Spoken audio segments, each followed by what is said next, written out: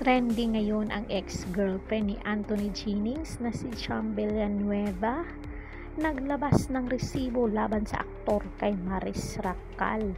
Binahagi ni Cham Villanueva ang mga usapan sa pagitan ng kanyang ex-boyfriend na si Anthony Jennings at Maris Racal.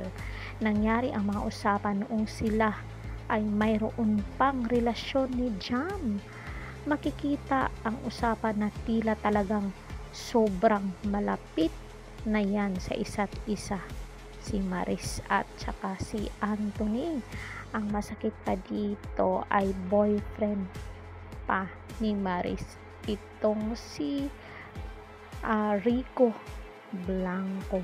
So magbasa tayo ng mga convo dito, yung ano lang guys, yung basahin ko yung mga ano lang, party lang, yung mga maano ba siya yung tawag, yung kung sa ano, yung magandang resibo. So ito yun, birds, ayan, ito yung June 29. Ano yan? Sumagot, ano yan? Bakit? Ito yung convo ni Anthony. Bakit ka umiyak? Ay, Maris Racal. Ano yan? Bakit sumagot ka? Umiyak pa din ako. Kailangan ko lang lakasan. Ito yung kay Maris Racal, sinabi niya. Tapos sabi ni Anthony, bakit ka umiyak? Malamang, mahirap, mahal kita. Tapos sabi ni Maris, ito yun, malamang, mahirap, mahal kita. Tapos kailangan ko gawin to para na akong pako ako sa pader, masakit, syempre miss ko buhay ko pero wala, di gagana to pag di ko gagawin. Hello, grabe no, it means nagdrama-drama ka lang nung naghiwalay kayo ni Rico, na paiyak-iyak ka, na pa-interview pa. Gawin mo lang kung ano sa tingin mong tama, basta ako, nandito lang ako, alam mo naman. Ito yung sabi ni Anthony. Di ba siya talaga yung nangunguna? Grabe ka, girl. Tapos ito na, convo namin to ni Anthony. Siya nga, hinahanap ko na love, papa, massage daw kayo, di ko na kaya, tulog na ako. Kondo na ikaw, siko na ko, tulog na, haha.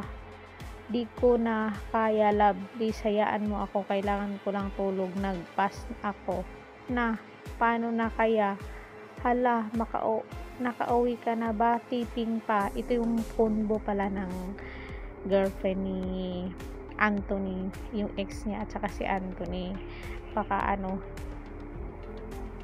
parang hindi na siya sweet dito si Anthony sa ex niya si Cham.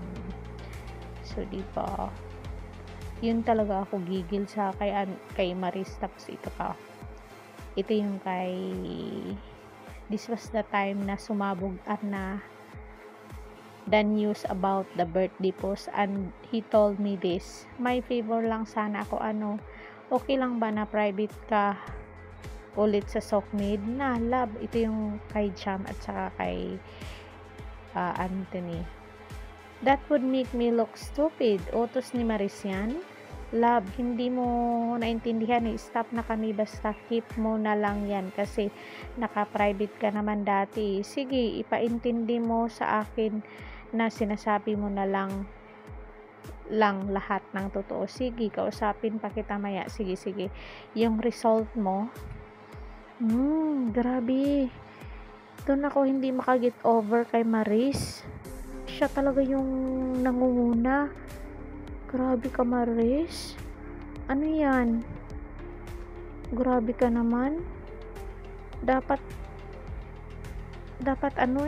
kung may girlfriend, nahimik ka na lang Magka-love team sila, so there is a really 100% probability na makadevelop sila at ma-inlove sa isa't isa. Sad but true anyway, di pa naman sila parehong kasal and marami pang better opportunities na darating sa kanya, mas maganda pa. Let go and move on ang ipag-pray mo sila na hindi sila mag-break, at ipag-pray mo na yung nangyari sa'yo ay hindi mangyari sana sa kanila. Let also karma do this its course.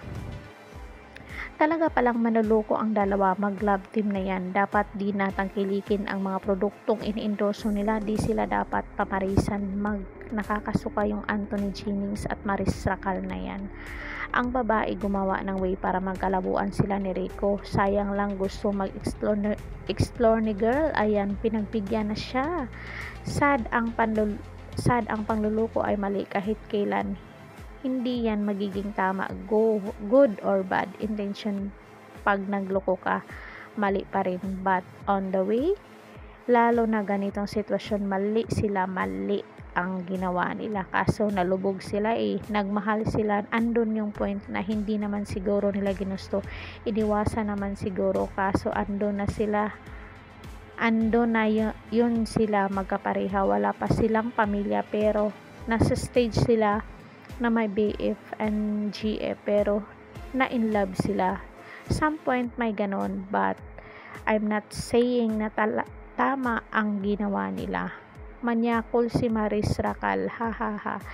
Girl, move on na. Pinakita lang sa'yo na hindi worth it ang relasyon nyo. Maganda ka naman at bata, makakakita ka pa ng higit sa kanya. Ngayon ko masasabi na Inigo choose the right decision if not in tomorrow's. Haha. Di madidinay, may receive yan. May receive siya be. There is called karma. Mukhang magsasarili na din ang Vetres Sanmig. Mang-inasal Eskimo at ibang ini-endorse niya. Tinanghali ka na naman, senyora. Hays, ganun talaga ang buhay. Girl, may naluloko at may nang luloko. Mabuti nga nalaman mo mas maaga. Mabuti pa kayo naglabas ng resibo. Ang kongresista bilyon ang ginastos, walang resibo. Sana all. That's the end of the story.